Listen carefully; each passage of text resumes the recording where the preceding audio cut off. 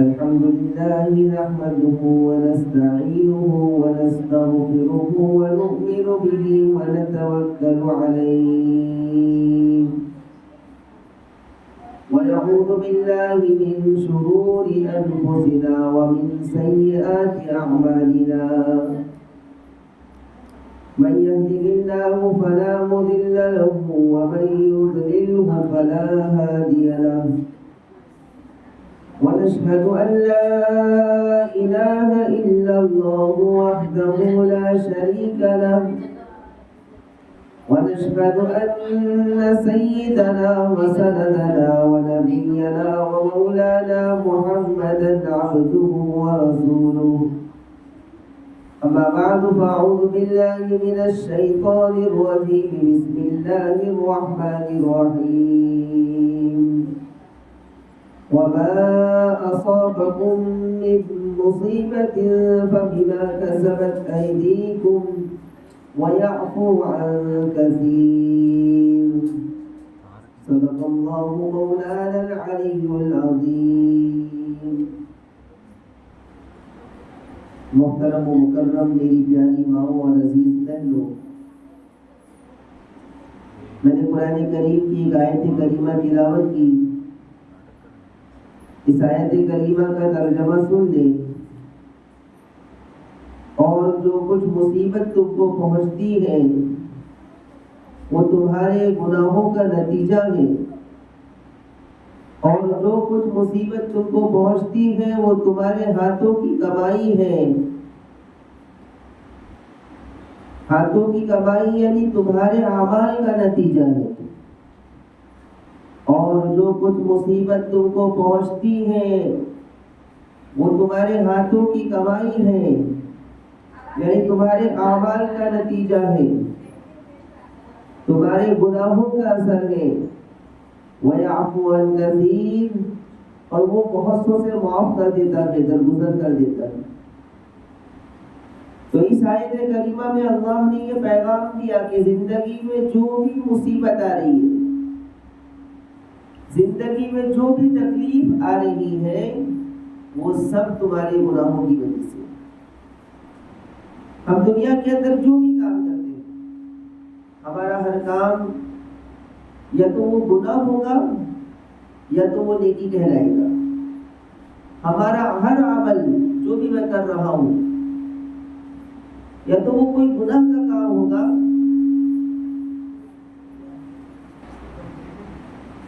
تو ہمارا ہر کام یا تو نیک کام ہو. ہمارا ہر عمل جو بھی ہم کام کر رہے ہیں یا تو وہ گناہ بنے گا یا کوئی نیکی بنے گا. میرا ہر عمل دو چیزوں سے خالی نہیں ہوگا، یا تو کوئی گناہ بنے گا یا کوئی نیکی کا کام بنے گا. لیکن یاد رکھیں، جو کام میں اللہ کی مرضی کے مطابق اور رسول اللہ صلی اللہ علیہ وسلم کے سنت کے مطابق کروں گا تو یہ نیکی کہلائے گا. اور جو عمل میں اللہ کی مرضی کے خلاف اور رسول اللہ صلی اللہ علیہ وسلم کے سنت کے خلاف کروں گا تو وہ گناہ کہلائے گا. اور نیکی کی وجہ سے زندگی میں برکت آتی ہے اور گناہ سے بے برکتی ہوتی ہے. نیکی کی وجہ سے انسان کو سکون ملتا ہے اور گناہ کی وجہ سے انسان پریشان ہوتا ہے. نیکی کی وجہ سے جنت ملتی ہے اور گناہ کی وجہ سے جہنم. نیکی سے اللہ خوش ہوتا ہے اور گناہ سے اللہ ناراض ہوتا ہے. گناہ کی مثال کینسر کی طرح ہے. اللہ ہم سب کی حفاظت فرمائے. اگر کسی کو کینسر ہو گیا تو کہا کہ اس کا کوئی علاج نہیں ہے، اس کا سب سے بہترین حل یہ ہے کہ آپریشن کر کے اس کو نکال دیا جائے، آپریشن کر کے اس کو ختم کر دیا جائے. اگر نہیں کیا گیا تو وہ کینسر بڑھتا جائے گا یہاں تک کہ انسان موت تک پہنچ جائے گا. ایسے ہی گناہ کا کوئی حل نہیں ہے. گناہ کا صرف ایک ہی علاج ہے کہ جو گناہ ہم کر رہے ہیں اس کو اللہ کے لیے چھوڑ دیا جائے. جو گناہ میں کر رہا ہوں اس گناہ کو اللہ کے لیے چھوڑ دیا جائے. اگر ہم نے نہیں چھوڑا تو وہ گناہ بڑھتا جائے گا یہاں تک کہ ہمیں ہلاک کر دے گا اور جہنم تک پہنچا دے گا. تو گناہ ایک ایسی چیز ہے، آپ دیکھیں گے کہ دنیا میں ہر چیز کا ایک اثر ہوتا ہے. آگ کا ایک اثر ہے کہ اس سے گرمی لگتی ہے، اسی طریقے سے برف کا ایک اثر ہے کہ اس سے ٹھنڈی لگتی ہے، پانی کا ایک اثر ہے کہ اس سے کوئی چیز گیلا ہو جاتا ہے. تو ہر چیز کا ایک اثر ہے. ایسے ہی گناہوں کا بھی ایک اثر ہے. تو کہا گناہوں کا کیا اثر ہے؟ تو کہا کہ گناہوں کی وجہ سے دل بے چین ہو جاتا ہے انسان کا، گناہوں کی وجہ سے دل سے سکون نکل جاتا ہے، گناہوں کی وجہ سے دل پریشان رہنے لگتا ہے.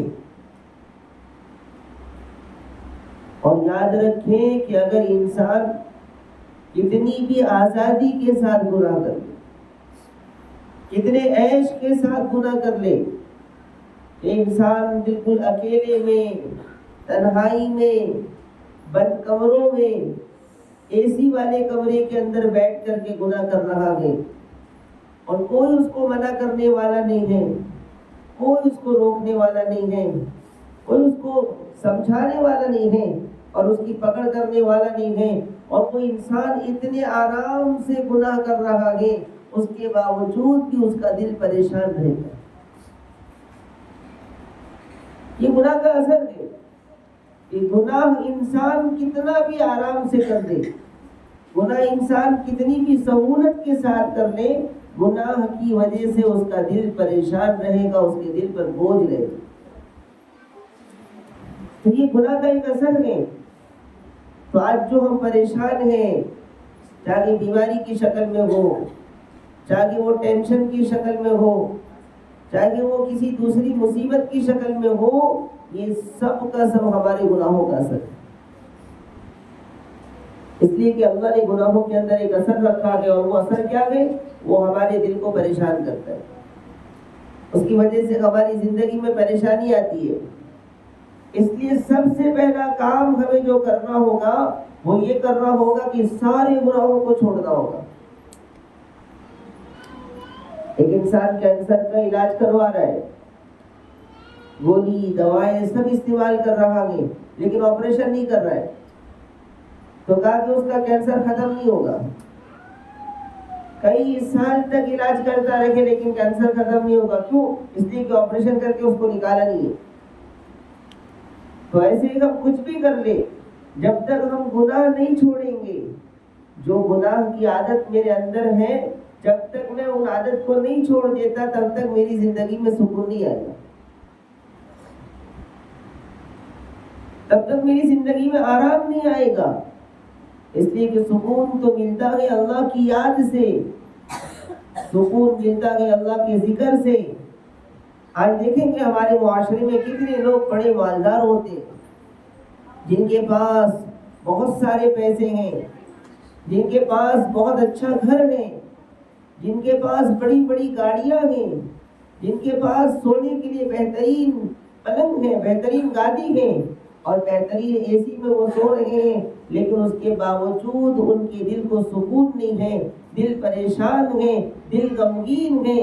کیوں؟ اس لیے کہ ان کی زندگی اللہ کی مرضی کے مطابق ہے.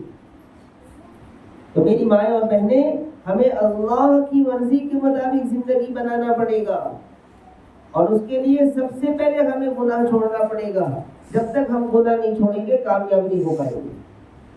اس لیے اللہ تعالیٰ نے بھی قرآن کریم میں فرما دیا کہ ما اصابکم من مصیبت فبما کسبت ایدیکم، کہ دنیا کے اندر جو مصیبت تمہیں پہنچ جائے سمجھو کہ یہ تمہارے گناہوں کی وجہ سے.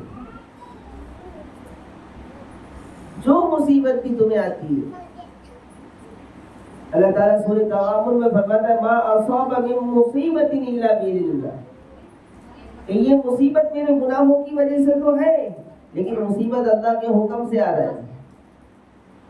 مصیبت اللہ کے حکم سے آیا اور ہے نتیجہ ہمارے گناہوں کا. اس لیے آج جتنا بھی ہم پریشان ہیں، جتنی بیماریوں میں مبتلا ہیں، جتنی پریشانیوں میں مبتلا ہیں، جتنا دل بے چین ہے، دماغ میں ٹینشن ہے، یہ سارا کا سارا ہمارے گناہوں کی وجہ سے۔ تو اب اس کا علاج کیا کیا جائے؟ تو اس کا علاج سب سے پہلے یہ کیا جائے کہ اپنے گناہوں کو چھوڑ دیا جائے۔ ایک بہت امیر ترین انسان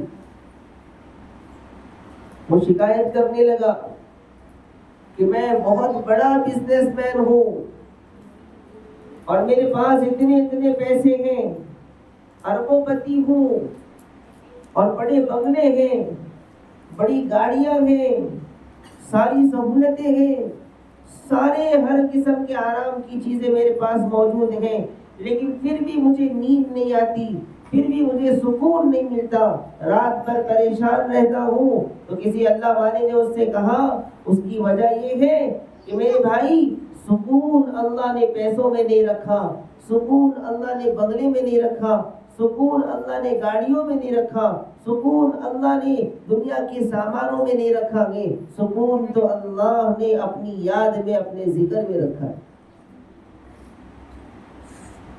اس لیے کسی بہت بڑے اللہ والے نے یہ شعر کہا کہ نہ دنیا سے، نہ دولت سے، نہ گھر آباد کرنے سے، نہ دنیا سے، نہ دولت سے، نہ گھر آباد کرنے سے تسلی دل کو ملتی ہے خدا کو یاد کرنے سے۔ ایک مرتبہ ایک بڑے بزرگ وہ فرماتے ہیں کہ ایک مسجد کا کام چل رہا تھا،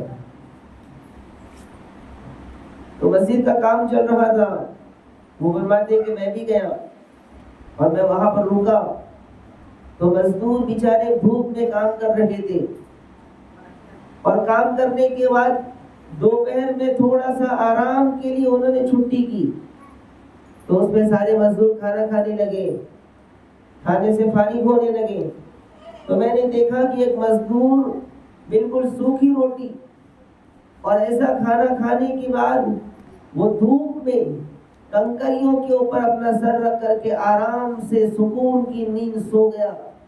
دھوپ ہے، بستر نہیں ہے، کنکر کے اوپر سویا ہوا ہے اور دھوپ بھی اسے لگ رہی ہے، لیکن بہترین نیند میں وہ سویا ہوا ہے۔ تو وہ اللہ والے فرمانے لگے کہ اس کو دیکھ کر کے مجھے وہ شعر یاد آ گیا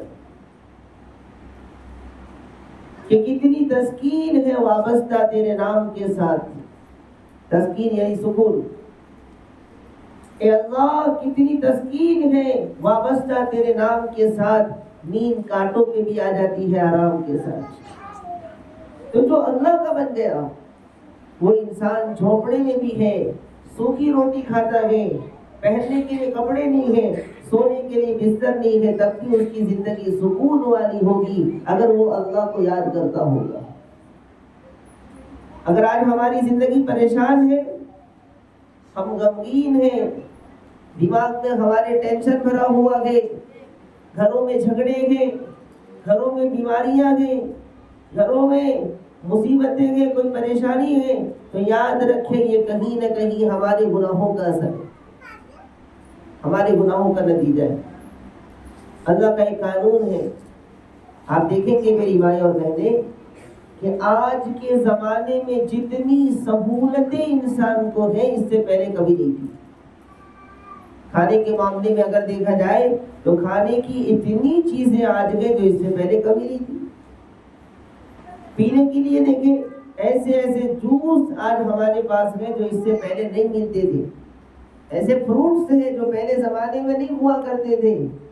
آج سواری کے لیے بہترین کار ہیں، رہنے کے لیے بہترین بنگلے ہیں، پہننے کے لیے ایک سے ایک کپڑے ہیں، فین کی سہولت، اے سی کی سہولت، ہر قسم کی سہولتیں اللہ تعالیٰ نے آج مہیا فرما دی۔ اس سے پہلے دنیا میں کبھی اتنی سہولتیں نہیں ہوئی، لیکن آج جتنا انسان پریشان ہے اس سے پہلے کبھی پریشان نہیں ہوا، اتنا پریشان کبھی نہیں تھا انسان۔ آج جتنی بڑی بڑی بیماریوں میں انسان ہے اس سے پہلے نہیں تھا، آج جتنی مصیبتوں میں انسان ہے اس سے پہلے نہیں تھا۔ کیوں؟ اس لیے کہ آج اللہ سے ہمارا رشتہ ٹوٹ گیا،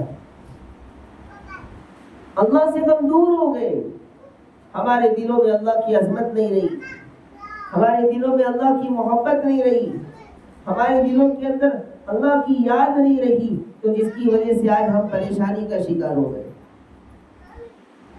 میری مائیں اور بہنیں یاد رکھیں، اللہ کا ایک قانون ہے، اللہ کا ایک اصول ہے کہ جب انسان گناہ کرتا ہے، جب انسان گناہ کرتا ہے، کوئی بھی گناہ کرتا ہے، تو اللہ اس کی زندگی میں سے 3 چیزوں میں سے برکتیں ختم فرما دیتے ہیں۔ 3 چیزوں میں سے برکت چلی جاتی۔ انسان گناہ کرنے لگا تو 3 چیزوں میں سے برکت چلی گئی۔ وہ 3 چیزیں کون سی ہیں؟ تو کہا کہ صحت میں سے برکت چلی جائے گی، صحت میں سے برکت چلی جائے گی۔ نمبر 2، وقت میں سے برکت چلی جائے گی، اور نمبر 3، ہمارے مال میں سے، ہماری روزی میں سے برکت ختم ہو جائے گی۔ تو جب بھی انسان گناہ کرتا ہے تو یہ 3 چیزوں میں سے برکت نکل جاتی ہے، ایک صحت میں سے، ایک مال میں سے، اور ایک وقت میں سے۔ کیا مطلب؟ باقی صحت میں سے برکت ختم، یعنی گھر میں کوئی نہ کوئی بیمار ہے، کبھی شوہر بیمار، کبھی بیوی بیمار، کبھی بچے بیمار، کبھی ماں باپ بیمار، کوئی نہ کوئی بڑی بڑی بیماریوں میں مبتلا ہے۔ ایک کی طبیعت ٹھیک نہیں ہوتی کہ دوسرا بیمار ہوتا، ایک کی طبیعت اچھی نہیں ہوتی کہ دوسرا پھر بیمار ہوتا، اور ہمیشہ ہاسپٹل کا چکر چلتا رہتا ہے۔ تو فرمایا کہ یہ اللہ کی طرف سے آپ کی صحت کی برکت ختم ہو۔ یہ سمجھنے والی بات، یہ بات ہر ایک کو سمجھ میں نہیں آئے گی۔ جو اللہ سے محبت کرتا ہوگا، جس کا تعلق اللہ سے ہوگا، شاید اس کو یہ بات سمجھ میں آئے گی۔ تو اللہ اس طریقے سے ہماری صحت میں سے برکت ختم فرما دیتا ہے۔ تو پھر ہمیشہ کئی لوگ آتے ہیں اور وہ یہ جملہ کہتے ہیں کہ ہمارے گھر میں کوئی نہ کوئی بیمار رہتا ہے، کوئی نہ کوئی بیمار رہتا ہے۔ یہ ان کی خود کی زبانی بات کر رہا ہوں کہ لوگ آ کر کے خود کہتے ہیں کہ ہمارے گھر میں اتنی بیماریاں ہیں کہ ہمیشہ کوئی نہ کوئی بیمار، کوئی نہ کوئی ہاسپٹل میں یہ سلسلہ ہمارے گھر میں چل رہا ہے۔ کیوں چل رہا ہے؟ یہ بلائیں کہاں سے آئی، یہ مصیبت کہاں سے آئی؟ ہمارے گناہوں کی وجہ سے۔ اور رزق میں برکت ختم کا مطلب کیا؟ کہ ایک گھر میں کئی لوگ کمانے والے، بڑا کاروبار ہے، بڑا گھر ہے، بڑے انکم، بڑے پیسے آ رہے ہیں، لیکن اس کے باوجود وہ انسان کہہ رہا ہے کہ میرے مال میں تو برکت ہی نہیں، اتنے پیسے آتے ہیں اور کہاں جاتے ہیں ہمیں پتہ نہیں چلتی، اتنے پیسے آتے ہیں اور کہاں جاتے ہیں ہمیں پتہ نہیں چلتے۔ یہ کیوں ہو رہا ہے؟ اس لیے کہ اللہ نے ہمارے مال میں سے برکت ختم کر دیا، اور وقت میں سے برکت ختم۔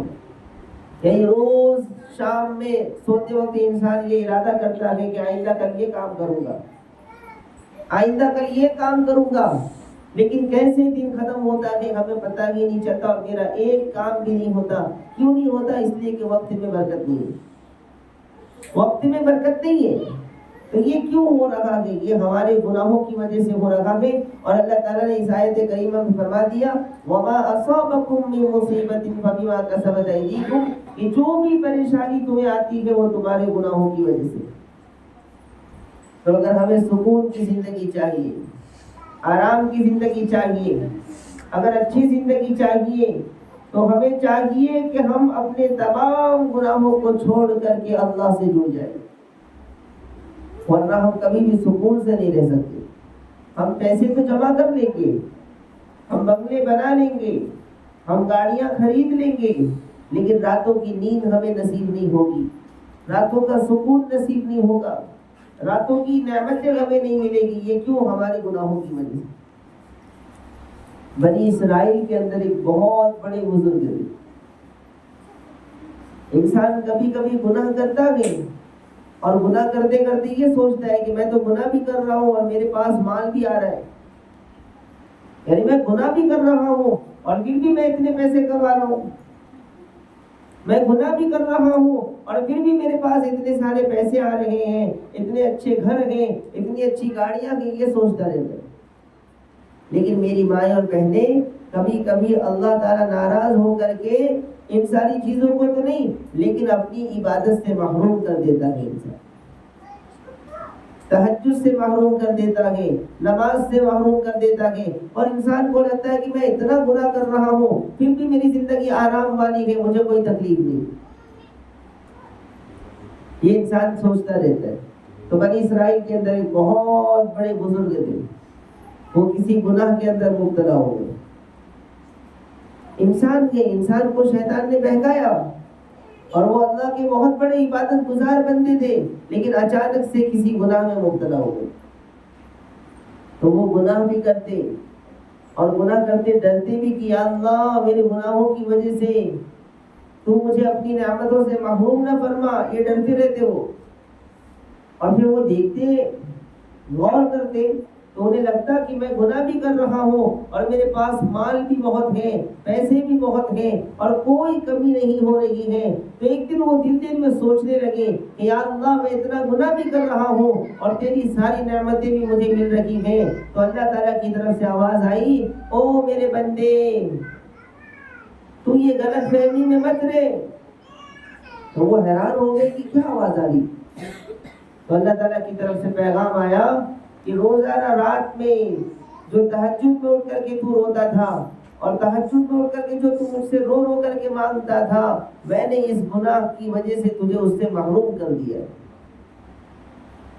تب اسے احساس ہوا کہ نہیں، ہاں جب سے میں اس گناہ میں لگا ہوں تب سے میں تہجد میں رونا چھوڑ چکا ہوں. مجھے رونا نہیں آتا، میں رو نہیں پاتا ہوں. یہ کیوں ہو رہا کہ یہ گناہوں کی وجہ سے ہوا.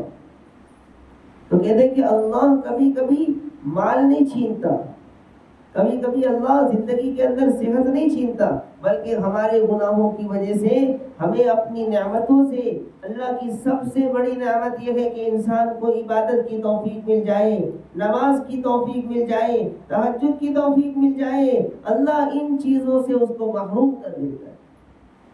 ہمیں لگتا ہے کہ میں تو نماز نہیں پڑھ رہا ہوں، مجھے لگتا ہے کہ میں تہجد نہیں پڑھ رہا ہوں، لیکن معاملہ ایسا نہیں ہوتا. اللہ توفیق نہیں دے رہا ہے، اللہ ہمیں توفیق نہیں دے رہا ہے، اور اس کی وجہ سے میں نماز سے محروم ہوں، اس کی وجہ سے تہجد سے محروم ہوں، اس کی وجہ سے قرآن کی تلاوت سے محروم ہوں، رمضان کے روزے سے محروم ہوں. یہ کیوں؟ یہ اللہ کی طرف سے توفیق نہیں. تو زندگی میں جب برکت ہوگی تو انسان کا کام آسانی کے ساتھ ہو جائے گا. اب یہ برکت کیا چیز ہے؟ ایک مرتبہ ایک بڑے عالم دین وہ بیان کر رہے تھے اور برکت کے بارے میں لوگوں کو سمجھا رہے تھے. تو ایک غیر مسلم پنڈت نے کہا کہ یہ مسلمان کیا برکت برکت بول رہے تھے، یہ برکت کوئی چیز نہیں ہے. مسلمان ہمیشہ برکت، اللہ کی برکت، برکت ہوگا تو ایسا ہوگا، برکت ہوگا تو یہ ہوگا. تو اس نے کہا کہ برکت کوئی چیز نہیں ہوتی. برکت کیا ہے؟ برکت کوئی چیز نہیں ہوتی. تو بڑے اللہ والے تھے، تو انہوں نے پنڈت سے کہا، اس غیر مسلم سے کہا کہ آپ نے کیا پہنا ہے؟ تو انہوں نے کہا دھوتی پہنی ہے. غیر مسلم دھوتی استعمال کرتے. تو کہا کہ اس میں کتنا کپڑا لگا ہے؟ تو انہوں نے کہا کہ اس میں 5 میٹر سے 7 میٹر تک کپڑا لگتا ہے. تو انہوں نے ان کو سمجھایا بہت اچھے انداز میں، کہا دیکھو 5 سے 7 میٹر کپڑے میں آپ نے دھوتی استعمال کیا، اور اس دھوتی کے ذریعے آپ کا آدھا جسم بھی نہیں ڈھکا، اور میں نے 5 میٹر میں جبہ سلایا گئے اور میرا پورا جسم ڈھک گیا. اسی کو کہتے برکت. سمجھ میں آئی بات؟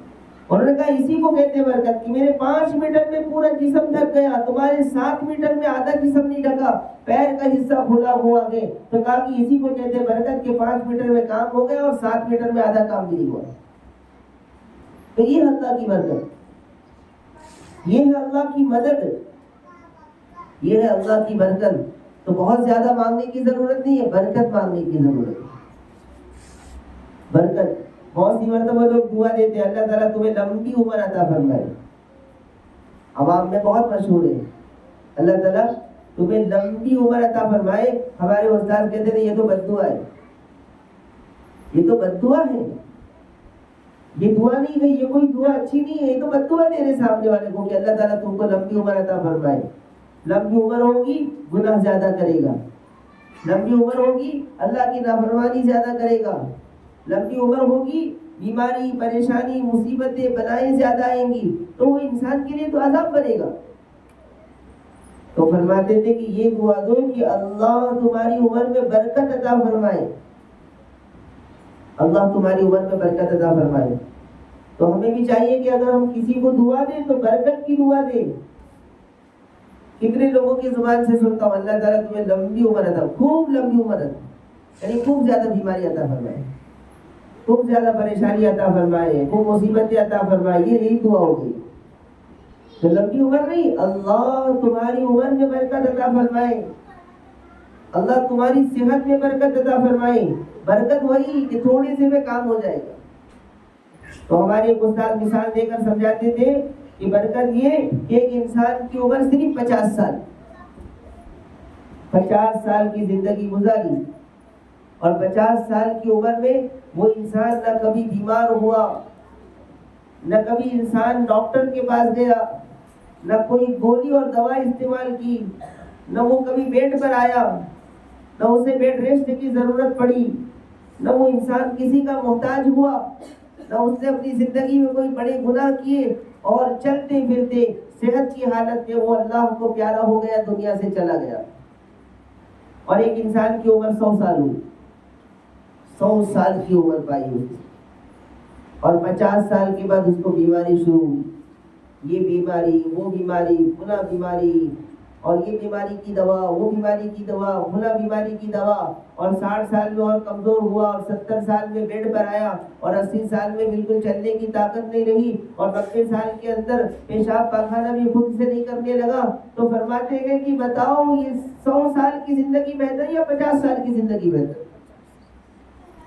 اب وہ 60 سال سے جب سے وہ بیمار ہوا، نہ نماز پڑھ رہا ہے، نہ روزہ رکھ رہا ہے، نہ زکات دے رہا ہے، کچھ بھی نہیں، صرف گناہوں میں لگا ہوا ہے، اور خود اتنا محتاج ہے کہ چل نہیں سکتا، اتنا محتاج ہے کہ پیشاب پاخانہ دھو نہیں سکتا. اس کی وجہ سے پورے گھر والے پریشان، خاندان والے پریشان، یہاں تک کہ لوگ پوچھنے آتے ہیں. کئی لوگوں نے تو یہ آ کر کے پوچھا ہے کہ ہمارے گھر میں ایسا حال ہے، ان کے مرنے کے لیے کوئی دعا ہے کیا؟ ایسا پوچھا ہے مجھے لوگوں نے کہ اتنا علاج کروا کے ہم تک گئے، نہ ہاسپٹل میں کوئی فائدہ ہے، نہ گھر میں کوئی فائدہ ہے. تو بڑے محبت سے وہ پوچھتے ہیں کہ کوئی ایسی دعا ہے کہ ان کی روح تو کم سے کم نکل جائے، ان کو سکون تو ملے. تو یہ 100 سال کی زندگی بہتر یا 50 سال کی زندگی بہتر؟ تو پھر آپ کی دعا دیں گے اللہ خوب لمبی عمر عطا فرمائے. ایسا نہیں، اللہ برکت عطا فرمائے. اور برکت میں نے آپ کو سمجھا دیا کہ 5 میٹر میں پورا جسم ڈھک گیا جوتے میں، بہترین لمبا چوڑا جھکا ماشاءاللہ 5 میٹر کے اندر بن رہا ہے، اور وہ 7 میٹر کے اندر آدھا جسم بھی نہیں ڈھکا، پیر کھلا ہے. تو کہا کہ یہ برکت نہیں ہے، اللہ کی طرف سے برکت نہیں ہے. آپ دیکھیں گے کہ کبھی کبھی 2 روٹی کے اندر گھر میں 2 لوگ کھانا کھا لیتے ہیں، اور کبھی کبھی ایک انسان 10 روٹی کھا جاتا ہے، ایک انسان 10 روٹی کھا جاتا ہے. تو اس پر بہت بہترین لطیفہ میں کسی نے بہت بہترین لطیفہ بیان کیا ہے. کسی زمانے کے اندر 2 دوست ملے، تو ملنے کے بعد بہت خوش ہوئے، اور اس نے کہا کہ اتنے دن کے بعد ملے ہو، چلو گھر پر جائیں گے، کچھ کھانا وانا ساتھ میں کھائیں گے. تو وہ گھر گیا، اور گھر جانے کے بعد اپنی بیوی سے کہا یہ میرا بچپن کا دوست ہے اور بہت سالوں کے بعد ملا گیا، اچھا کھانا بناؤ. تو اس کے دوست نے جب کہا کہ میرا بہت پرانا دوست ہے، بہت اچھا کھانا بناؤ، تو ان کی بیوی نے بہت اچھا کھانا بنایا، بہت بہترین محبت کے ساتھ کھانا بنایا. جب کھانا کھانے کے لیے بیٹھا تو اس کے دوست نے دسترخوان بچھایا، اور روٹی چپاتی لا کر کے دسترخوان پہ رکھا، اور گھر گیا اندر سالن لانے کے لیے. تو جب سالن لے کر کے آیا تو دیکھا کہ روٹی ختم ہو گئی. تو سالن رکھا اور پھر روٹی لانے کے لیے گیا. تو جب روٹی لے کر کے آیا تو دیکھا کہ سالن غائب ہو گیا. تو 7 مرتبہ سالن لے کر کے آیا اور 7 مرتبہ روٹی لے کے آیا، لیکن دونوں ایک ساتھ جمع نہیں ہوئے دسترخوان پہ. اس کی بیوی اندر سے پریشان، کیسا تو تمہارا دوست ہے، زندگی میں کبھی کھانا کھایا کہ نہیں کھایا، سارا کھانا ہمارے گھر پر ہی کھانے آیا ہے. تو بیوی بنا کر کے تھک گئی، لیکن وہ کھا کر کے نہیں تھکا. خیر کسی طریقے سے کھانا پورا ہوا. اب کھانا کھانے کے بعد بیٹھے تو اس کے دوست نے پوچھا کہ تم کہاں جا رہے ہو؟ تو اس نے کہا کہ میں چین جا رہا ہوں. تو کہا کیوں چین جا رہے ہو؟ کہا میں نے سنا ہے کہ وہاں بہت بڑا ایک حکیم ہے، ڈاکٹر ہے، اور مجھے بہت بڑی بیماری لگ گئی ہے. تو کہا کیا بیماری لگی ہے؟ کہا بہت بڑی بیماری ہے، بہت علاج کرا ہے لیکن فائدہ نہیں ہو رہا ہے. تو کہا بیماری کیا ہے؟ کہا مجھے بھوک نہیں لگتی ہے. تو کہا مجھے بھوک نہیں لگتی ہے. تو اس کے دوست نے کہا کہ بھوک نہیں لگتی ہے تو یہ حال ہے، علاج کرانے کے بعد تو کیسا کیا حال ہوگا؟ تو اس کے دوست نے کہا کہ واپسی میں علاج کرانے کے بعد ادھر سے بھی ایک راستہ ہے، ادھر سے جانا. تو ایسا کبھی کبھی برکت نہیں ہوتی ہے تو انسان کھاتا جاتا ہے اور اس کا پیٹ نہیں بھرتا، اس کا دل نہیں بھرتا. اور جب انسان کی زندگی میں برکت ہوتی ہے تو ایک روٹی میں انسان کا پیٹ بھرتا اور سکون کی زندگی گزارتا ہے. تو میری مائیں اور بہنیں زندگی میں برکت مانگے اللہ سے، برکت. مال کے بارے میں بھی اللہ سے لوگ ایسے ہی دعا کرتے ہیں، یا اللہ مجھے بہت مال عطا فرما. اور کچھ لوگ تو اپنے بارے میں ہی دعا کرتے ہیں کہ یا اللہ مجھے لمبی عمر عطا فرما، مجھے بہت مال عطا فرما. تو مال تو اللہ نے قارون کو بھی دیا تھا. لمبی عمر تو فرعون کو بھی ملی تھی، 400 سال کی عمر ملی اس کو. تو کون سا کمال ہو گیا؟ قارون کو اتنا مال دیا لیکن پھر بھی جہنم میں، فرعون پھر بھی جہنم میں. تو میری مائیں اور بہنیں کبھی بھی لمبی عمر نہ مانگے، کبھی کسی کو لمبی عمر کی دعا نہ دے ورنہ وہ بددعا بن جائے گی. برکت مانگے، یا اللہ میرے مال میں برکت عطا فرما، یا اللہ میری صحت میں برکت عطا فرما، یا اللہ میرے وقت میں برکت عطا فرما. یہ برکت مانگنے ہمارے نبی صلی اللہ علیہ وسلم نے سکھایا ہے. تو اگر ہم چاہتے ہیں کہ ہماری زندگی سکون والی ہو، ہماری زندگی سکون والی ہو، ہماری زندگی سکون والی ہو، تو ہمیں چاہیے کہ ہم اپنے گناہوں کو چھوڑ دیں. ایک بہت بڑے بزرگ گزرے، حضرت مولانا احمد علی لاہوری، بڑے اللہ کے ولی.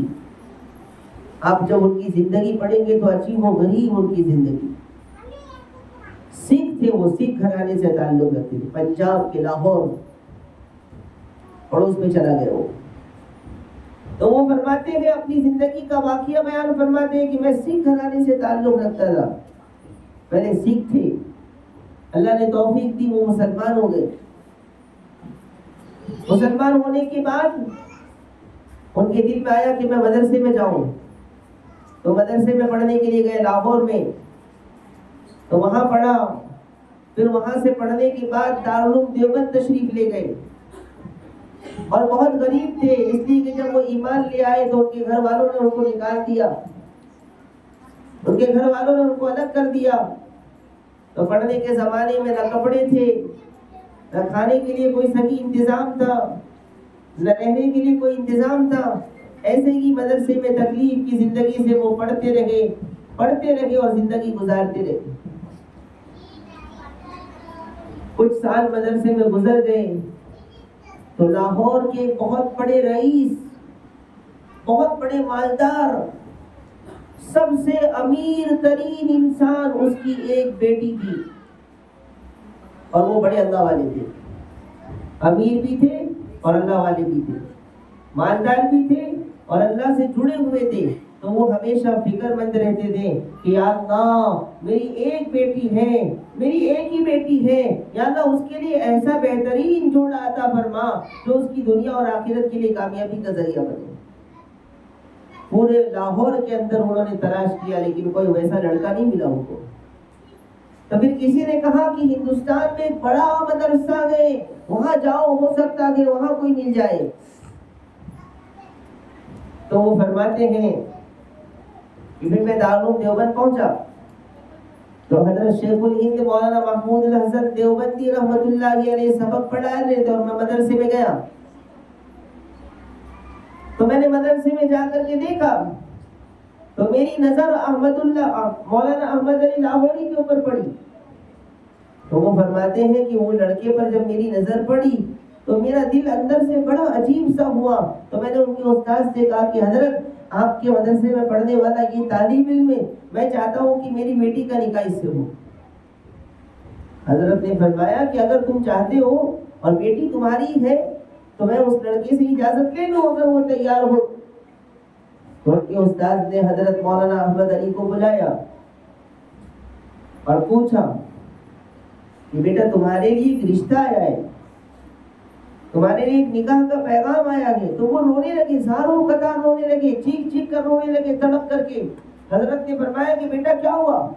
حضرت میں تو غریب، میں تو فقیر، میرا تو کوئی نہیں ہے، میرے پاس تو رہنے کے لیے گھر نہیں ہے، میرے پاس تو پہننے کے لیے صحیح کپڑے نہیں ہیں، کون مجھ سے نکاح کرے گا اور کون مجھے اپنی بیٹی دے گا اور کون میرے سے شادی کرنا پسند کرے گا؟ حضرت نے فرمایا نہیں بیٹا، ایک رشتہ تمہارے لیے آیا ہے، اگر تم اجازت دو تو بات کو آگے بڑھاؤ۔ تو حضرت نے فرمایا کہ اگر تم اجازت دو تو پھر انہوں نے کہا کہ ٹھیک ہے حضرت، اگر کوئی میرے سے نکاح کرنے کے لیے تیار ہے تو میں تیار ہوں، یہ تو میری قسمت کی بات ہے، نہ لڑکی کو دیکھا، نہ لڑکی کے باپ کو دیکھا، نہ کچھ معلوم ہے، اور آئندہ کل نکاح ہونے والا ہے صبح میں۔ ان کے پاس پہننے کے لیے کپڑے نہیں ہے، ایک جوڑا کپڑا تھا، انہوں نے اس کپڑے کو دھو دیا، اور سردی کا زمانہ تھا اور دلی کی سردی بہت ٹھنڈ بہت عجیب و غریب ہوتی ہے، تو فرماتے ہیں کہ میں نے کپڑا دھو دیا اور میں پریشان ہوں، وہ کپڑا سوکھنے کے لیے تیار نہیں، اور ٹھنڈ اتنی زیادہ ہے کہ اس کی وجہ سے مجھے تکلیف ہو رہی ہے، آخر کار میں کچا کپڑا پہن کر کے نکاح کی مجلس میں پہنچا، اور صبح لڑکی کا باپ وہاں موجود، اور نکاح ہوا مدرسے کے اندر، اور نکاح کے بعد جب یہ مدرسے سے فارغ ہو گئے تو ایک چھوٹے سے جھونپڑے کے اندر دونوں زندگی گزارنے لگے۔ وہ لاہور کی سب سے بڑی امیر ترین کی بیٹی تھی، رئیس کی بیٹی تھی، بڑے مالدار کی بیٹی تھی، آرام کی زندگی گزارنے والی، عیش کی زندگی گزارنے والی، محلوں میں زندگی گزارنے والی، گاڑیوں میں گھومنے والی، آج ایک چھوٹے سے جھونپڑے کے اندر زندگی گزار رہی ہے۔ حضرت مولانا احمد علی فرماتے ہیں کہ میرا حال یہ تھا کہ کبھی کھانا بن جاتا اور اکثر تو ہم بھوکے رہتے، کبھی کھانا بن جاتا اکثر تو ہم بھوکے رہتے، اور گھر تو بس ایسے ہی کسی نے دے رکھا تھا کرائے سے رہنے کے لیے۔ تو فرماتے ہیں کہ ہماری زندگی میں اتنی تکلیف تھی کہ کبھی ایک وقت کھانا مل جاتا تو مل جاتا، ورنہ ہم زیادہ تر بھوکے رہتے تھے۔ اور اس حال میں نکاح کے کچھ مہینوں کے بعد وہ لڑکی اپنے ماں باپ کے گھر گئی۔ کیسی لڑکی ہوگی، اس کا ایمان کیسا ہوگا، اللہ سے کتنی جڑی ہوگی، ایسا نہیں کہ غریب گھر سے تعلق رکھنے والی، بڑے رئیس کی بیٹی تھی، محلوں میں رہنے والی تھی، اور ایک مرتبہ بھی اس نے ماں باپ سے یہ نہیں کہا کہ مجھے یہاں شادی کرنی ہے، وہاں کیوں میری شادی کرا رہے ہو۔ ماں باپ کے فیصلے پر راضی ہو کر کے نکاح کیا، اور ماں باپ کے فیصلے پر خوش رہی۔ جب اپنے گھر آئی تو اس کی ماں نے پوچھا کہ بیٹا تیری زندگی کیسی چل رہی ہے، بیٹا تمہاری زندگی کیسی گزر رہی ہے؟ تو اس لڑکی نے جو جواب دیا، کہا ماں میں نے تو سنا تھا کہ مرنے کے بعد اللہ تعالیٰ جنت میں داخل کرتا ہے، جب انسان مر جاتا ہے اور اچھے کام کرتا ہے تو اللہ اسے جنت عطا فرماتا ہے۔ ماں اللہ نے تو دنیا میں ہی مجھے جنت عطا فرما دیا، اللہ نے دنیا میں ہی مجھے جنت عطا فرما دیا ہے۔ یہ کب؟ جب اللہ سے تعلق جڑا، جب اللہ سے اس کا رشتہ جڑا اور اللہ کا ذکر کیا اور اللہ کو یاد کیا، تو اس جھونپڑے کے اندر اس بھوک کی حالت میں اس کو جنت کا مزہ آ گیا اور جنت جیسی نعمتیں ملی، اور ماں سے کہا، شکایت نہیں کی۔ آج بیٹیاں جب اپنے ماں کے پاس جاتی ہیں تو اپنے سسرال کی بہت شکایت ہوتی ہے، لیکن وہ کیسی لڑکی ہوگی، اس کا ایمان کیسا ہوگا؟ اس نے کہا ماں اللہ نے مجھے دنیا میں جنت نصیب کر دیا۔ تو یہ اللہ سے تعلق، سکون ہے اس کے اندر، سکون ہے اللہ کی یاد میں، سکون ہے اللہ کے ذکر میں۔ اس لیے میری مائیں اور بہنیں اللہ سے جڑیں اور سب سے پہلے اپنے گناہوں کو نکالیں، وہ کینسر کی بیماری کو پہلے الگ کریں۔ ایک انسان کے جسم پر گندگی لگی ہوئی ہے، ایک کپڑے پر ناپاکی لگی ہوئی ہے، تو اس پر کتنا بھی عطر لگا لو کوئی فائدہ نہیں۔ خیر خوشبو تو لڑکیوں کے لیے جائز نہیں ہے، حرام ہے، لڑکیوں کے لیے خوشبو لگانا بالکل جائز نہیں ہے، حرام ہے۔ یہ تو میں مثال دینے کے لیے سمجھا رہا ہوں کہ کپڑے پر اگر ناپاکی لگی ہے تو کتنی بھی خوشبو لگا لو فائدہ نہیں ہے، پہلے ناپاکی کو ختم کرو، پہلے اس ناپاکی کو نکالو، پھر خوشبو کا اثر ہوگا۔ تو میری مائیں اور بہنیں، پہلے گناہ چھوڑنا پڑے گا، پہلے گناہ چھوڑنا پڑے گا۔ پہلے گناہ جب چھوڑیں گے، اللہ سے جڑیں گے، پھر جا کر کے ہمارا رشتہ مضبوط ہوگا۔ بس حضرت شیخ عبد القادر جیلانی رحمۃ اللہ علیہ کے والد کا واقعہ بھی بڑا عجیب و غریب، آپ نے کہیں سنا ہوگا۔ تو ان کے والد شیخ عبد القادر جیلانی رحمۃ اللہ علیہ، آج ہم حرام کھا لیتے ہیں، شوہر حرام لے کر کے آیا تو بیوی یہ نہیں پوچھتی کہ آپ نے اتنا سارا مال کہاں سے لایا، بس خوش ہو جاتی کہ آج تو بہت کھانا مل گیا ہمیں، آج تو بہت پیسے مل گئے۔ ایسا نہیں، بلکہ پہلے بیوی کو یہ پوچھنا چاہیے کہ آج آپ اتنا سارا پیسہ کہاں سے لے کر کے آئے، کہیں یہ حرام کا تو نہیں ہے، کہیں یہ رشوت کی تو نہیں ہے، کہیں یہ سود کی تو نہیں ہے، کہیں یہ اللہ کو ناراض کرنے والے تو نہیں ہیں، کہیں یہ ہماری بچوں کی زندگی کو برباد کرنے والے پیسے تو نہیں ہیں۔ اور اب شوہر سے کیا پوچھیں گی؟ اب تو عورتیں خود حرام کے پیسے لے کر کے آ رہی ہیں، سنگوں میں جا کر کے عورتیں خود بٹی سے پیسے نکال رہی ہیں، لے رہی ہیں، دے رہی ہیں، تو پھر کیا حال ہوگا ہمارا؟ تو شیخ عبد القادر جیلانی رحمۃ اللہ علیہ کے والد صاحب جا رہے تھے کہیں، ایسے ہی عبد القادر جیلانی نہیں بن گیا، ان کے ماں باپ ویسے تھے۔ تو کہا کہ ان کے والد جا رہے تھے راستے میں اور بہت تیز بھوک لگی ان کو، اور کھانے کی کوئی چیز نہیں تھی ان کے پاس۔ تو وہ فرماتے ہیں کہ چلتے چلتے میں ایک دریا کے کنارے پر پہنچا، تو جب دریا کے کنارے پر پہنچا تو میں نے دیکھا کہ اس دریا کے اندر ایک سیب بہتا ہوا آ رہا ہے، پانی کے بہاؤ میں بہ رہا ہے اور میری طرف آ رہا ہے جس طرف میں ہوں۔ تو وہ فرماتے ہیں کہ جب میں نے سیب دیکھا تو چونکہ بھوک لگی تھی تو میرا دل تڑپ گیا کہ چلو سیب لے لوں اور کھا لوں، تو وہ سیب اٹھایا اور میں نے دھو کر کے کھا لیا۔ وہ فرماتے ہیں کہ جب میں نے کھا لیا اور میرا پیٹ بھرا تو مجھے احساس ہوا کہ یہ سیب تو میں نے کھا لیا، لیکن یہ سیب کس کا ہے؟ اس کی تو اجازت نہیں لی میں نے تو پوچھا نہیں، اور بغیر اجازت کے کسی کی چیز استعمال کرنا جائز نہیں ہے۔ اب ہم ہماری زندگی کا سوچے کہ ہم پڑوس میں رہنے والے رشتہ دار، ایسے قریب میں رہنے والے، ان کی کتنی چیزیں لے لیتے ہیں اور معلوم ہے کہ یہ ان کا سامان ہے اور واپس نہیں کرتے، معلوم ہے یہ ان کی چیزیں ہیں، چپکے سے استعمال کر لیا، بغیر مجھے استعمال کر لیا، ان کو کہاں معلوم ہوگا؟ لو، ان کو کہاں معلوم ہوگا؟ استعمال کرو، کھاؤ پیو۔ تو حضرت شیخ عبد القادر جیلانی فرماتے ہیں، ان کے والد فرماتے ہیں کہ میرے دل میں یہ بات آئی کہ یا اللہ، میں نے کھا تو لیا لیکن یہ سیب کس کا ہوگا؟ میں نے تو اس کی مالک کی اجازت کے بغیر کھایا ہے۔ تو وہ فرماتے ہیں میں پریشان ہو گیا، تو جدھر سے پانی بہ کر کے آ رہا تھا اس طرف میں چلا کہ ہو سکتا ہے کہ آگے کوئی باغ ہوگا اور اس باغ کا یہ سیب ہوگا، تو چلو میں وہ جا کر مالک سے پوچھ لوں۔ تو وہ چلتے گئے صرف ایک سیب کی خاطر، وہ بھی توڑ کر نہیں کھایا تھا انہوں نے، اس کے باغ سے توڑ کر نہیں کھایا تھا، وہ باغ ندی میں جھول رہا تھا درخت، اور وہاں پھل گرا اور بہتا ہوا چلا گیا اور بہت دور چلا گیا۔ تو حضرت شیخ عبد القادر جیلانی رحمۃ اللہ علیہ کے والد صاحب فرماتے میں چلا، چلتے گیا تو مجھے ایک باغ نظر آیا سیب کا، تو میں سمجھ گیا کہ اسی باغ سے پھل گرا ہوگا، تو باغ والے سے ملے اور کہا کہ حضرت آپ کے باغ کا ایک پھل وہ پانی میں گرا تھا اور بہہ کر کے بہت دور چلا گیا تھا اور میں نے وہ سیب کھا لیا ہے، تو میں آپ کے پاس آیا ہوں کہ آپ مجھے اجازت دے دیں اس سیب کی یا مجھے معاف کر دیں۔ تو باغ کے جو مالک تھے وہ بڑے اللہ والے تھے، تو کہتے ہیں اللہ والے کو پہچان لیتے، سونار سونے کو پہچانتا ہے، لوہار لوہے کو پہچانتا ہے، اللہ والے کو پہچانتے ہیں۔ تو وہ سمجھ گئے کہ یہ کوئی معمولی نوجوان نہیں ہے، ایک سیب وہ بھی پانی میں گرا ہوا، دریا میں گرا ہوا، اور وہ کھانے کے بعد کوئی پوچھنے آئے، اجازت لینے آئے، معافی مانگنے آئے، یہ کوئی معمولی نوجوان نہیں ہے، پکڑو اس کو۔ تو انہوں نے بھی اور امتحان لینا چاہا۔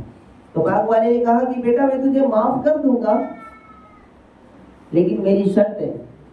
کیا شرط ہے؟ تو کہا میری ایک شرط ہے، آپ کی جو شرط ہو مجھے منظور ہے، لیکن مجھے معاف کر دو، اس لیے کہ میں نے آپ کا سیب بغیر اجازت کے کھا لیا ہے، اور میں نہیں چاہتا ہوں کہ اللہ تعالیٰ مجھے اس کے بارے میں پکڑ لے۔ تو باغ کا مالک دل میں خوش ہو رہا ہے کہ آج بہت بہترین نوجوان میرے پاس آیا ہے، یہ اللہ کا بہت بڑا ولی لگتا ہے، اللہ کا دیوانہ لگتا ہے، اللہ کا عاشق لگتا ہے۔ تو باغ والے نے کہا کہ بیٹا میں تجھے معاف کر دوں گا، لیکن میری شرط ہے کہ 2 سال تک میرے باغ میں مزدوری کا کام کرو، 2 سال تک۔ تو انہوں نے کہا ٹھیک ہے، اب میں نے ایک غلطی کر دی ہے، میرا ایک جرم ہے کہ میں نے آپ کا سیب بغیر اجازت کے۔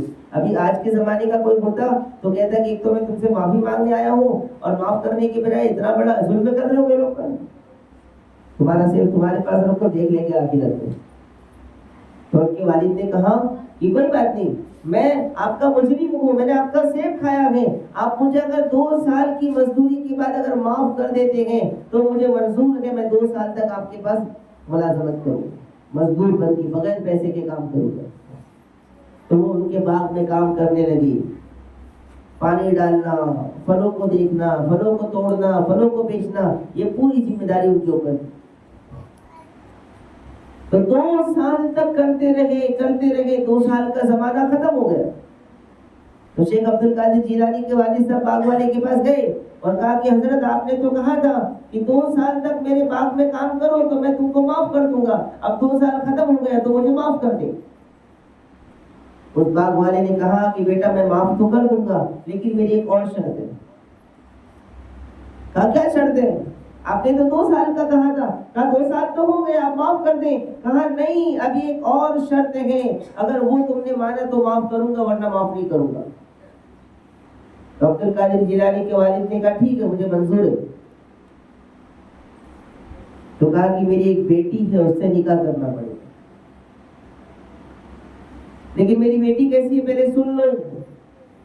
کہا میری بیٹی آنکھ سے اندھی ہے، اور میری بیٹی کان سے بہری ہے، اور زبان سے گونگی ہے، اور چل نہیں سکتی، کوئی چیز پکڑ نہیں سکتی، اتنے سارے عیب ہیں اس کے اندر۔ آدمی سنے گا تو بے ہوش ہو جائے گا، آج کی لڑکے سنیں گے تو پریشان ہو جائے گے، ایسا کیسا رشتہ ہے؟ تو انہوں نے فرمایا کہ ٹھیک ہے، اور انہوں نے کہا سوچ لو، میری بیٹی اندھی ہے، بہری بھی ہے، گونگی بھی ہے، اور چل بھی نہیں سکتی، اور ہاتھ سے کوئی کام بھی نہیں کر سکتی، تو اس سے اگر تم نکاح کر لو تو میں تمہیں معاف کر دوں گا، ورنہ معاف نہیں کروں گا۔ شیخ عبد القادر جیلانی کے والد نے کہا ٹھیک ہے، اگر آپ اس کے بعد مجھے معاف کر دیں گے تو مجھے منظور ہے، لیکن مجھے معاف کر دینا۔ ایک سیب وہی پانی میں بہہ کر کے آ رہا تھا، بغیر اجازت کے کھا لیا، ان کے دل میں آیا ہم تو ویسا سیب پیٹ بھر کے کھا لیں تب بھی خیال نہ آئے ہمیں، ہم تو کہیں گے کہ اللہ کی طرف سے آیا تھا۔ تو شیخ عبد القادر جیلانی کے والد نے کہا کہ آپ بس مجھے معاف کر دو، آپ کی بیٹی کیسی بھی ہو میں نکاح کرنے کے لیے تیار ہوں۔ اور دونوں نے ایک دوسرے کو نہیں دیکھا، اور نکاح ہو گیا۔ اور نکاح کے بعد جب پہلی رات میں اپنی بیوی کے پاس وہ جانے لگے، اس کمرے میں جیسے داخل ہوئے تو دوڑ کر کے واپس باہر آ گئے، جیسے اس کمرے میں داخل ہوئے تو دوڑ کر کے واپس آ گئے، اور باغ والے کے پاس گئے، اپنے سسر کے پاس گئے اور کہا کہ یہ کیا ہو گیا، میں تو غلطی سے، اللہ مجھے معاف فرمائے، میں غلطی سے کسی دوسرے کمرے میں چلا گیا۔ ان کے سسر نے کہا کہ نہیں، تم برابر کمرے میں گئے ہو۔ کہا حضرت آپ نے تو فرمایا کہ آپ کی لڑکی ایسی ہے ویسی ہے، اور یہاں تو وہ لڑکی بڑی خوبصورت، بڑی حسین و جمیل، اور کسی بھی قسم کا عیب نہیں، نہ وہ آنکھ سے اندھی ہے بلکہ وہ دیکھ سکتی ہے، سن سکتی ہے، چل سکتی ہے، بول سکتی ہے۔ آپ آپ نے تو اتنے سارے ایپ بیان کیے تھے. پھر انہوں نے اپنا واقعہ بتایا کہ بیٹا ہاں میری بیٹی اندھی ہے، وہ میں نے اس لیے کہا کہ آج تک میری بیٹی نے کوئی بری چیز نہیں دیکھی. میری بیٹی بہری ہے، وہ میں نے اس لیے کہا کہ اس نے آج تک کوئی گندی بات نہیں سنی، کوئی گندی بات اس کے کان میں نہیں گئی. اور میری بیٹی گونگی ہے، میں نے اس لیے کہا کہ اس نے آج تک زبان سے کوئی گناہ نہیں کیا، اس نے پیر سے کوئی گناہ نہیں کیا، اس نے ہاتھ سے گناہ نہیں کیا. اور وہ اللہ تعالیٰ سے دعا کر رہا تھا یا اللہ اتنی پاک دامن میری بیٹی ہے، اس کے لیے بہترین جوڑا عطا فرما. اللہ نے آج تجھے بھیجا ہے اور جا کر کے تیرا نکاح ہوا. تب جا کر کے دونوں ملے اور ویسی ماں اور ویسا باپ اللہ سے جڑا ہوا. ماں کا بھی اللہ سے اتنا گہرا تعلق اور باپ کا بھی اللہ سے اتنا گہرا تعلق. تب جا کر کے ان سے پیدا ہونے والا بچہ اپنے زمانے کا شیخ عبد القادر جیلانی رحمت اللہ علیہ بنا. ایسے نہیں بن گیا، اس کے پیچھے گئے اللہ سے تعلق. گناہ چھوڑیں گے تو کامیابی ملے گی، گناہ نہیں چھوڑیں گے سکون نہیں ملے گا. گناہ نہیں چھوڑیں گے زندگی میں مال بھی ہوگا، بنگلے بھی ہوں گے، گاڑیاں بھی ہوں گی، صوفے بھی ہوں گے، اچھے آرام کے سارے سامان ہوں گے، لیکن دل کو سکون نہیں ہوگا، دل پریشان ہوگا. جو جتنا مالدار اتنا پریشان، جتنی بڑی گاڑیوں میں گھوم رہا ہے دل اتنا غمگین ہے. کیوں؟ اس لیے کہ اللہ سے تعلق نہیں ہے، اس لیے ہماری زندگی میں برکت نہیں ہے. اس لیے میری مائیں اور بہنیں اپنے گناہوں سے توبہ کر لیں. رمضان کا مبارک مہینہ ہے، آخری عشرہ بھی ختم ہونے والا ہے. اللہ تعالیٰ سے کہیں یا اللہ میں تو بڑا گنہگار ہوں، میں تو تیری گنہگار بنتی ہوں، اے اللہ تو اپنے فضل و کرم سے ہمیں معاف فرما.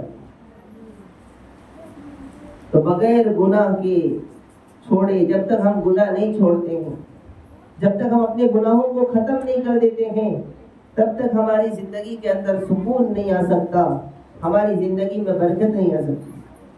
اور جب انسان اللہ سے جڑ جاتا ہے، انسان جب اللہ سے جڑتا ہے تو پھر اللہ ایسی برکتیں نازل فرماتے ہیں. پہلے بھی ایک واقعہ میں نے آپ کو سنایا تھا کہ جب اللہ ہم سے راضی ہوتا ہے اور اللہ ہمارے گناہوں، ہم جب گناہ چھوڑتے ہیں تو ہم سے راضی ہوتا ہے تو ہمارے مال میں ایسی برکت عطا فرماتا ہے.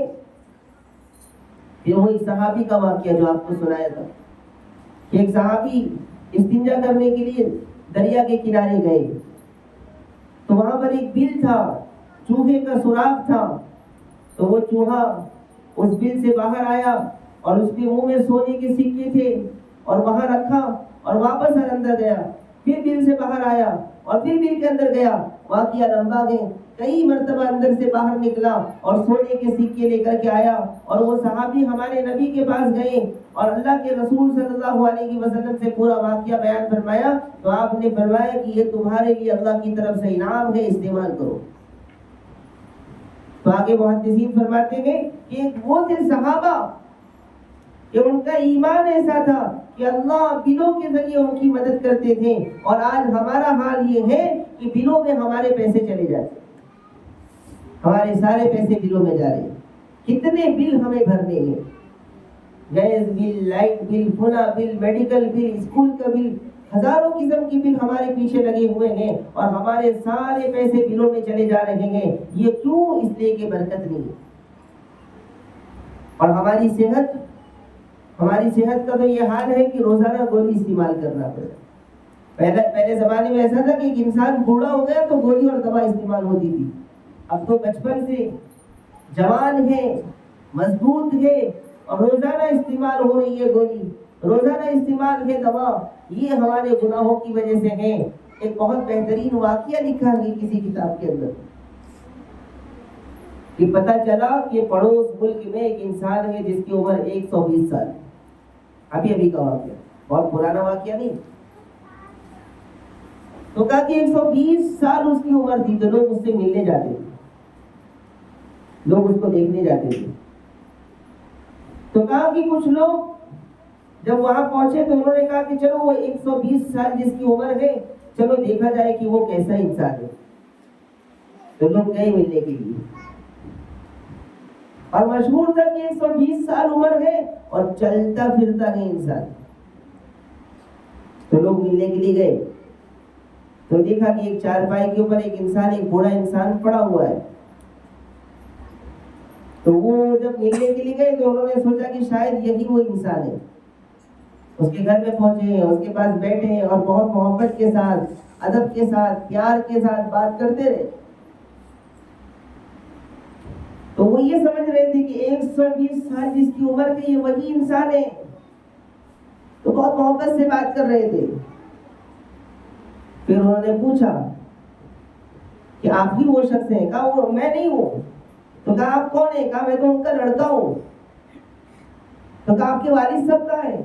کہا وہ تو کھیت گئے، ابھی آتے ہوں گے. تو تھوڑی دیر میں دیکھا کہ ان کے والد صاحب سر پر گھاس اٹھا کر کے کھیت سے لے کر کے آ رہے ہیں، اور اپنے گھر پہنچے اور گھر آنے کے بعد ان سے ملاقات کی اور پھر وضو کیا اور دونوں لڑکے کو وضو کرایا. ایک کی عمر 90 سال تھی، ایک کی عمر کچھ کم تھی. دونوں لڑکے کو وضو کرایا اور دونوں لڑکے کا ہاتھ اپنے کندھے پر رکھا، ایک لڑکے کا ہاتھ اس کندھے پر اور ایک لڑکے کا ہاتھ اس کندھے پر، اور کہا چلو بیٹا نماز پڑھنے جائیں. تو یہ عمر میں برکت، یہ ہے عمر میں برکت، یہ ہے صحت میں برکت کہ 120 سال کی عمر میں اچھا خاصا چل رہا ہے، مضبوط ہے، وضو کر رہا ہے، نماز کے لیے جا رہا ہے، اپنے بچوں کو بھی ساتھ لے کر جا رہا ہے، کھیت بھی جا رہا ہے. اس کو کہتے ہیں کہ عمر میں برکت. اور تھوڑی عمر میں ہی بڑی بڑی بیماریاں شروع. اللہ ہم سب کی حفاظت فرمائے. الحمدللہ الذی عافانی مما ابتلاک بہ وفضلنی علی کثیر ممن خلق تفضیلا. ہر بڑی بیماری اور بلاؤں سے، ہر چھوٹی بڑی بیماری سے، ہر مصیبت سے اللہ ہم سب کی حفاظت فرمائے. تو بچپن سے جب سے بچہ پیدا ہوا تب سے بیماری کا سلسلہ شروع. ابھی تو بچہ دنیا میں آیا ہے اور وہیں سے بیماری شروع. یہ علاج، وہ علاج، یہ بیماری، وہ بیماری، یہ دوا، وہ دوا. یہ کیا ہے؟ یہ ہمارے گناہوں کا نتیجہ ہے. یہ کیا ہے؟ ہمارے گناہوں کا اثر ہے. ہماری زندگی میں برکت نہیں ہے، ہماری صحت میں برکت نہیں ہے. اس لیے میری ماں اور بہنیں اللہ کے سامنے سچی پکی توبہ کریں. ایک بہت بڑے بزرگ گزرے، حضرت فضیل ابن عیاض رحمۃ اللہ علیہ. وہ فرماتے ہیں کہ جب بھی میں نے زندگی میں اللہ کی کوئی نافرمانی کی، جب بھی مجھ سے اللہ کی کوئی نافرمانی ہوئی، تو وہ فرماتے ہیں کہ جب بھی مجھ سے کوئی گناہ ہوا، کوئی نافرمانی ہوئی، تو وہ فرماتے ہیں کہ اس کا اثر میں اپنے ماتحتوں پر دیکھتا تھا.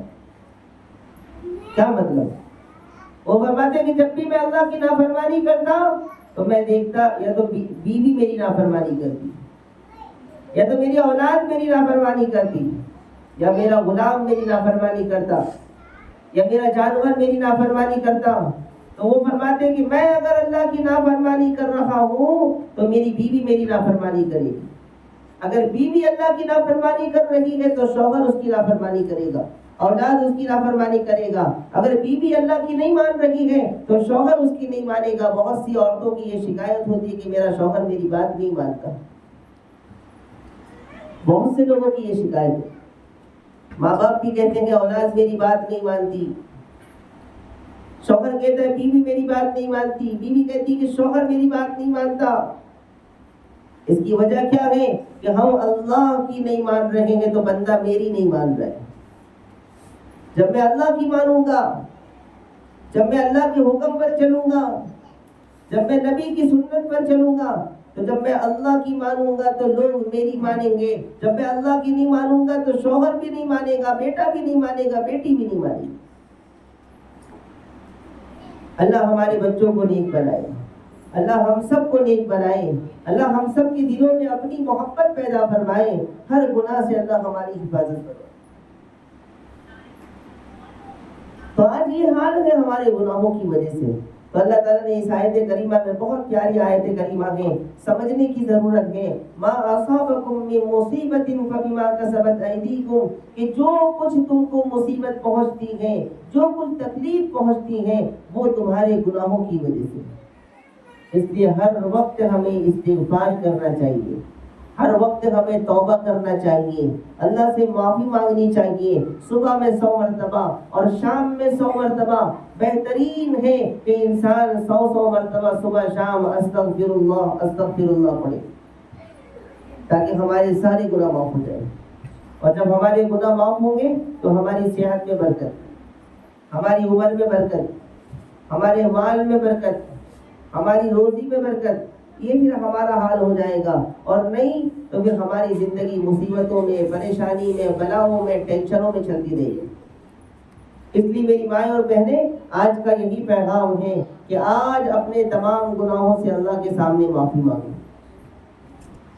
میں نے کتنے گناہ کیے ہیں آپ کو نہیں معلوم، آپ نے کتنے گناہ کیے مجھے نہیں معلوم، لیکن اللہ کو سب معلوم ہے، اللہ کو سب معلوم ہے۔ کل قیامت کے دن اللہ ہمارے گناہوں کو دکھلائے گا تو اس وقت ہمارا کیا حال ہوگا۔ اس لیے آج اس مجلس کے اندر، اس درس قرآن کی محفل میں اللہ کے سامنے اپنے تمام گناہوں کو قبول کرے اور کہیں کہ یا اللہ ہم تو مجرم ہیں، ہم تیرے مجرم بنتے ہیں، اے اللہ ہم گناہ کر کر کے بھول گئے، تجھے سب معلوم ہے، اے اللہ آج ہمارے تمام گناہوں کو معاف فرما دے۔ 2 تاخرات چلی گئی، کل پھر تیسری تاخرات، اور دیکھتے دیکھتے رمضان کا یہ آخری عشرہ ختم، اور پھر پتہ نہیں کہ آئندہ سال ہم زندہ رہیں گے یا نہیں رہیں گے، آئندہ سال ہماری زندگی باقی رہے گی یا نہیں رہے گی، ہمیں نہیں معلوم۔ اس لیے آج موقع ہے، آج وقت ہے، اتنی قربانی دے کر کے آپ آئے ہیں، اللہ کی آپ کی قربانیوں کو قبول فرمائے۔ آپ نے اپنا گھر چھوڑا، اپنا کام چھوڑا، اپنے سارے تقاضے چھوڑے اور اللہ کے لیے نکل گئے۔ جب آپ نکلتی ہیں فرشتے پر بچھاتے، آپ جب گھر سے نکلتے ہیں درس قرآن کے لیے تو سمندر کی مچھلیاں بھی آپ کے لیے مغفرت کی دعائیں کرتی ہیں، آپ کو معلوم نہیں؟ حدیث میں آتا ہے اللہ کے رسول صلی اللہ علیہ وسلم فرماتے ہیں کہ آپ جیسے ہی گھر سے نکلتے ہیں تو فرشتے آپ کے قدموں کے نیچے پر بچھاتے، اپنے پر فرشتے پر بچھاتے ہیں آپ کے قدموں کے نیچے۔ آپ کا اکرام، درس قرآن سننے والوں کا مقام اتنا بڑھ جاتا ہے کہ فرشتے پر بچھاتے ہیں، اور دنیا کی ہر مخلوق، سمندر کی مچھلیاں پانی میں آپ کے لیے مغفرت کی دعائیں کرتی رہتی ہیں۔ کتنا بڑا مقام ہے آپ کا، اللہ تعالیٰ کی آپ کو اجر عظیم عطا فرمائے۔ تو آج مانگے اللہ تعالیٰ سے، کہیں اللہ تعالیٰ سے کہ یا اللہ اب تو بہت گناہ ہو چکے، یا اللہ بہت گناہ کر چکے، یا اللہ آج بھی تو نے معاف نہیں کیا تو کب معاف کرے گا، اور کون سا وقت آئے گا یا اللہ ہمارے لیے۔ اس لیے آج اپنے تمام گناہوں سے معافی مانگے، تمام گناہوں کو چھوڑ دے۔ جیسے کینسر کا آپریشن کے بغیر علاج نہیں ہوتا، ایسے کہ جب تک ہم گناہ کو نہیں چھوڑیں گے، جب تک ہم گناہوں سے معافی نہیں مانگیں گے، تب تک اللہ ہمیں معاف نہیں کرے گا اور ہماری زندگی کے اندر سکون اور برکت نہیں آئے گی۔ تو استغفار کی کثرت کریں۔ استغفر اللہ الذی لا الہ الا هو الحی القیوم واتوب الیہ، زیادہ سے زیادہ پڑھیں۔ اور وہ دعا بھی جو میں نے آپ کو بتائی تھی، اللہم انک عفو تحب العفو فاعف عنی، یہ دعا بھی زیادہ سے زیادہ پڑھیں، تو پھر اللہ ہمیں معاف بھی کرے گا اور انشاءاللہ ہمارے تمام گناہوں کو بھی مٹا دے گا۔ آخر میں اللہ تعالیٰ سے دعا ہے، اللہ تعالیٰ سب سے پہلے مجھے اور ہم سب کو اور پوری امت کو عمل کرنے کی توفیق عطا فرمائے۔ آمین وآخر دعوانا الحمدللہ رب العالمین۔ کچھ اعلانات ہیں، سن لو۔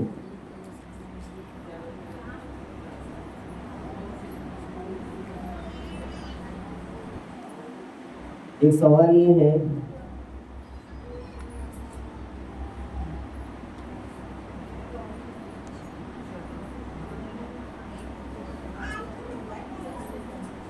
مصلی جس پر نماز پڑھتے جا نماز، اگر یہ بہت پرانے ہو جائے، اسی طریقے سے قاعدہ ہے، قرآن ہے، تو کہا کہ یہ ساری چیزیں اگر بہت پرانی ہو جائے تو کیا کرنا چاہیے؟ تو مصلی کے بارے میں تو یہ مسئلہ ہے کہ مصلی جو ہے جس پر ہم نماز پڑھتے ہیں، اس کو گھر کے کسی دوسرے اچھے کام میں بھی استعمال کر سکتے ہیں، سرانے میں استعمال کر سکتے ہیں، یا پھر اگر گھر میں کوئی محفوظ جگہ ہے وہاں اٹھا کر رکھ سکتے ہیں وہ تو رکھ سکتے ہیں، رکھنا چاہیے.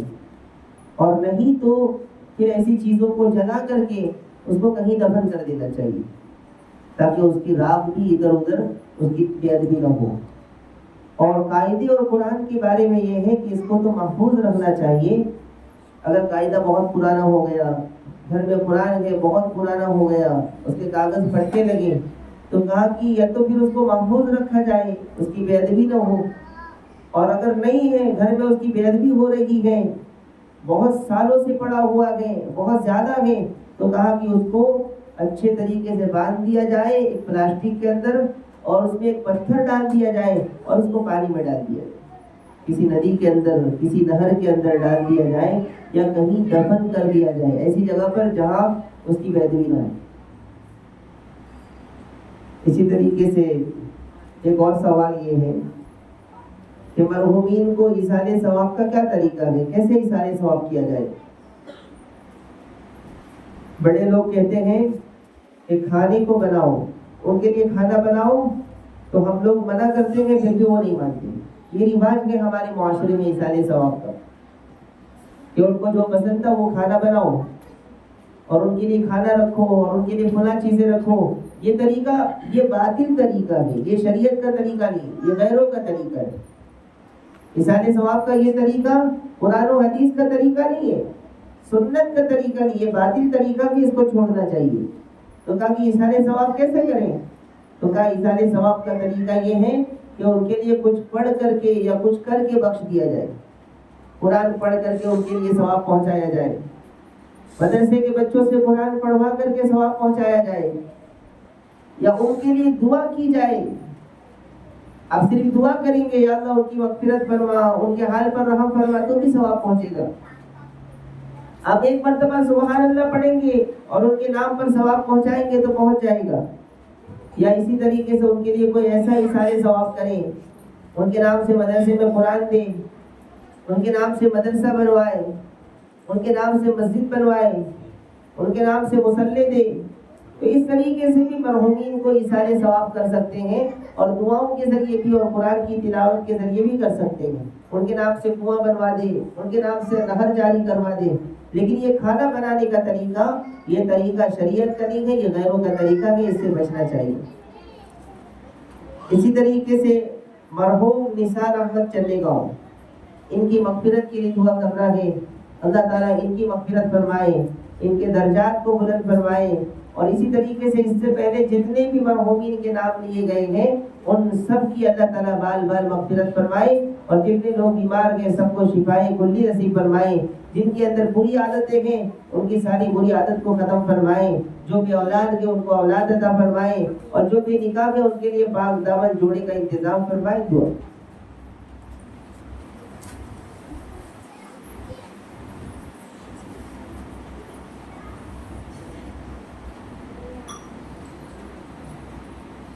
بسم الله الرحمن الرحيم. يا رب لك الحمد كما ينبغي لجلال وجهك وعظيم سلطانك. يا رب صل وسلم دائما ابدا على حبيبك خير الخلق كلهم. لا اله الا انت سبحانك اني كنت من الظالمين.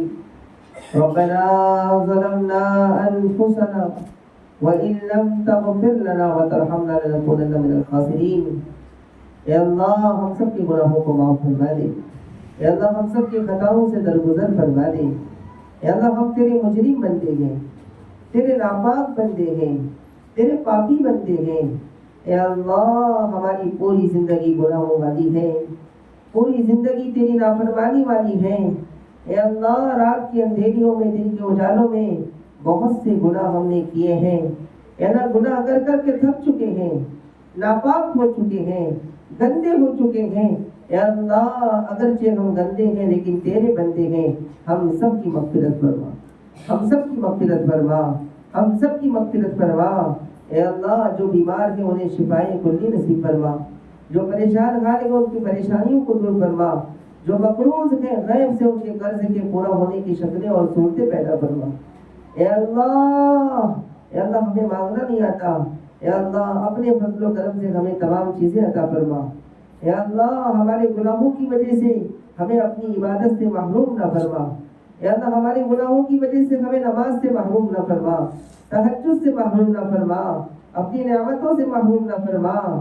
اے اللہ ہماری بھی مغفرت فرما، پوری امت کی مغفرت فرما۔ اے اللہ ہمیں بھی نمازی بنا، ہمارے بچوں کو بھی نمازی بنا، ہمیں بھی نیک بنا، ہمارے بچوں کو بھی نیک بنا۔ اے اللہ جنہوں نے دعاؤں کے لیے کہا ہے سب کی دعاؤں کو قبول فرما۔ اے اللہ نثار احمد کی مغفرت فرما، اور اسی طریقے سے جتنے مرحومین کا نام لیا گیا ہے سب کی بال بال مغفرت فرما، سب بیماروں کو شفا عطا فرما، پریشان حال کی پریشانیوں کو دور فرما۔ یا اللہ ہماری جان میں، مال میں، عزت و آبرو میں، صحت میں، عبادت میں خوب برکت عطا فرما۔ یا اللہ ہر بیماری سے ہماری حفاظت فرما، ہر بلاؤں سے ہماری حفاظت فرما۔ یا اللہ ہماری ٹوٹی ٹوٹی دعاؤں کو قبول فرما۔ یا اللہ ہماری مائیں اور بہنیں اپنے گھروں کو چھوڑ کر تیرے قرآن کا درس سننے کے لیے آئی ہیں، ان کی مغفرت کے فیصلے فرما، ان کے درجات کو بلند فرما، ان کے گھروں میں خوب برکت عطا فرما، ان کی ساری دعاؤں کو قبول فرما۔ اے اللہ ہمارے مدرسے کو قبول فرما، پڑھنے اور پڑھانے والوں کو قبول فرما۔ اے اللہ اس کی کامیابی اور ترقی کے لیے اسباب اور وسائل پیدا فرما، شکلیں اور صورتیں پیدا فرما۔ اے اللہ مخلص طلبہ عطا فرما، مخلص معاون عطا فرما، مدرسے کی تمام ضرورتوں کو غیب سے پورا فرما۔